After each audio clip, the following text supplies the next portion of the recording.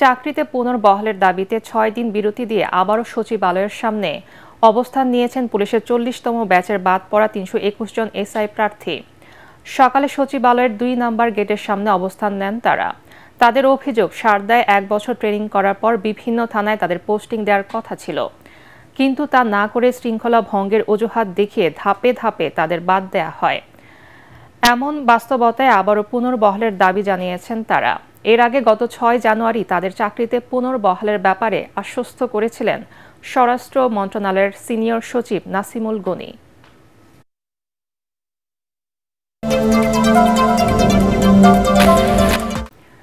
রাজশাহীর বেলপুকুরে ট্রেন লাইনচ্যুত হয়ে প্রায় ৩ ঘণ্টা বন্ধ থাকার পর সারা দেশের সাথে জেলার রেল যোগাযোগ স্বাভাবিক হয়েছে।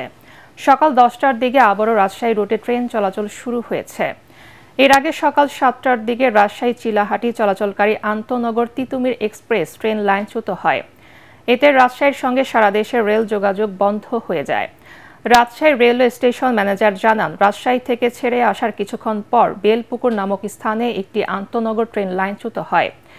একটি বগির 2টি চাকা লাইনের বাইরে চলে যায়। পরে উদ্ধারকারী ট্রেন এসে লাইনচ্যুত তিতুমির এক্সপ্রেস ট্রেনটি উদ্ধার করে। এই সময়ে আটকে পড়ে লোকাল ও আন্তনগর বেশ কয়েকটি ট্রেন। দুর্ভোগে পড়েন যাত্রীরা।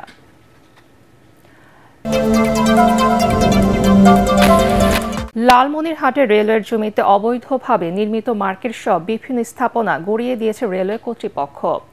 আওয়ামী লীগ সরকারের প্রভাবশালী নেতার গড়ে তোলা এসব স্থাপনা উচ্ছেদকে স্বাগত জানিয়েছে এলাকাবাসী। তবে উচ্ছেদ অভিযানে ক্ষতিগ্রস্ত ক্ষুদ্র ব্যবসায়ীরা সরকারের কাছে ক্ষতিপূরণ চেয়েছেন। লালমনিরহাট প্রতিনিধি আনোয়ার স্বপনের রিপোর্ট, জানাচ্ছেন ফারহিন ইসলাম টুম্পা। জেলার মোগলহাট গেট এলাকায় রেলওয়ের জায়গা দখল করে মার্কেট নির্মাণ করেন আওয়ামী লীগ নেতা জহুরুল হক মামুন। তার মৃত্যুর পর এর দেখভাল করে আসছে তার পরিবার। রেল কর্তৃপক্ষ জানায়, অবৈধভাবে নির্মিত ওই মার্কেট সরাতে একাধিকবার নোটিশ দেওয়ার পরেও বারবার ব্যর্থ হন তারা। তবে পর্যায়ক্রমে অবৈধ সব স্থাপনা উচ্ছেদের কথা জানিয়েছে রেল কর্তৃপক্ষ। 10 তারিখ পর্যন্ত সময় দেওয়া হয়েছে, 10 ডিসেম্বরের মধ্যে স্থাপনাগুলো সরাই নিতে হবে। এর আলোকে আমরা উচ্ছেদ করতেছি এবং এটা কন্টিনিউ করব। দীর্ঘদিন পর সরকারি জমি দখলমুক্ত করতে পারায় রেলওয়ে কর্তৃপক্ষকে সাধুবাদ জানিয়েছে বৈষম্য বিরোধী ছাত্র আন্দোলনে অংশ নেওয়া শিক্ষার্থীরা। রেল কর্তৃপক্ষ এগুলো পরিণত করে আমরা সুবলতা দেখতে যাচ্ছি, আমরা আমাদের দেশকে নতুনভাবে সাজাতে দেখতে যাচ্ছি। এদিকে উচ্ছেদ অভিযানে ক্ষতিগ্রস্ত ক্ষুদ্র ও ফুটপাতের ব্যবসায়ীরা বলছেন, অভিযানের আগে মালামাল সরাতে পর্যাপ্ত সময় পাননি তারা।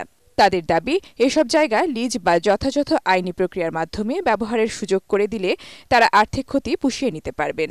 একই সাথে লাভবান হবে সরকার। আজকে আমাদের ক্ষতিপূরণের দাবি কে দিবে, কে বা কি করবে? আমরা অনাহারে দিন কাটাচ্ছি, বুঝলেন নাকি? আমাদের যে ক্ষুদ্র ফল ব্যবসা করি এর মধ্যে থেকে আমাদের জীবিকা নির্বাহ। আমাদের দীর্ঘস্থায়ী একটা পুনর্বাসন এবং লিজ দিলে সরকারও টাকা পাচ্ছে, আমরাও বেঁচে যাচ্ছি। অতএব ঊর্ধ্বতন কর্তৃপক্ষের কাছে আমাদের আবেদন, নেক্সটে যাতে আর কোনো এই না ভাঙে। এ অভিযানে প্রায় 50 শতক রেলের জায়গা উদ্ধার করেছে কর্তৃপক্ষ। Bureau report, ATN Bangla. আন্তর্জাতিক সান্তা আনা নামের ঝড়ো বাতাসের কারণে যুক্তরাষ্ট্রের লস অ্যাঞ্জেলেসে ভয়াবহ দাবানল আরও বৃহৎ এলাকায় ছড়িয়ে পড়ছে। আগামীকাল নাগাদ এই বাতাসের গতি আবারও বাড়তে পারে বলে পূর্বাভাস দিয়েছে দেশটির ন্যাশনাল ওয়েদার সার্ভিস। এতে দাবানল আরও বিস্তীর্ণ এলাকায় ছড়িয়ে পড়ার আশঙ্কা করা হচ্ছে। লস অ্যাঞ্জেলেসে 4টি দাবানলে পুড়ে গেছে হাজার হাজার ঘরবাড়ি সহ বিভিন্ন স্থাপনা। নিরাপদে সরিয়ে নেওয়া হয়েছে 1.5 লক্ষাধিক মানুষকে। দাবানল নিয়ন্ত্রণে যুক্তরাষ্ট্রের পাশে দাঁড়ানোর ঘোষণা দিয়েছে কানাডা। আরও জানাচ্ছেন আশিকুর রহমান। যুক্তরাষ্ট্রের লস অ্যাঞ্জেলেসে ভয়াবহ দাবানলে পুড়েছে বিস্তীর্ণ এলাকা। 1 সপ্তাহ পেরিয়ে গেলেও এখনও নিয়ন্ত্রণ আনতে পারেনি ফায়ার সার্ভিস কর্মীরা। এই দাবানল ছড়িয়ে পড়ার পেছনে বড় কারণ সান্তা অ্যানা নামের ঝোড়ো বাতাস। সম্প্রতি বাতাসের গতি কিছুটা কমায় আগুন নিয়ন্ত্রণে এসেছিল। তবে কিছু এলাকায় গতি বাড়ার আবারও আশঙ্কা করছে যুক্তরাষ্ট্রের ন্যাশনাল ওয়েদার সার্ভিস। তারা জানিয়েছে, লস অ্যাঞ্জেলেস ও ভেঞ্চুরা কাউন্টিতে মঙ্গলবার সকাল পর্যন্ত বাতাসের গতি বাড়তে পারে। ঘণ্টায় 30 মাইল গতিতে বয়ে যাওয়া ঝোড়ো বাতাস 70 মাইলে পৌঁছাতে পারে। এমন পরিস্থিতিতে দাবানল নিয়ন্ত্রণে যুক্তরাষ্ট্রের পাশে দাঁড়ানোর ঘোষণা দিয়েছে কানাডা। দেশটির প্রধানমন্ত্রী জাস্টিন ট্রুডো ঘোষণা দিয়েছেন, ক্যালিফোর্নিয়ার দাবানলের বিরুদ্ধে লড়াই করতে সহায়তার জন্য 60 জন দমকল কর্মী পাঠাচ্ছে তার দেশ। এদিকে লস অ্যাঞ্জেলেসে এখনও 4টি দাবানল সক্রিয় রয়েছে।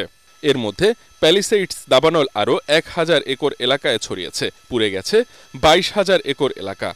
লস অ্যাঞ্জেলেসের 12,000 অবকাঠামো ধ্বংস হয়ে গেছে, 57,000 অবকাঠামো ঝুঁকির মুখে।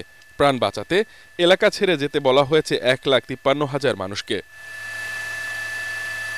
ক্যালিফোর্নিয়ার ফায়ার সার্ভিস জানিয়েছে এখন পর্যন্ত প্যালিসেইডস দাবানল মাত্র 11% নিয়ন্ত্রণে আনা গেছে। দাবানলে এ পর্যন্ত কমপক্ষে 24 জনের মৃত্যু হয়েছে।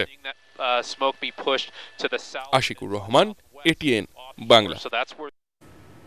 খেলার খবর, রিয়াল মাদ্রিদকে 5-2 গোলে বিধ্বস্ত করে স্প্যানিশ সুপার কাপের শিরোপা জিতল বার্সেলোনা।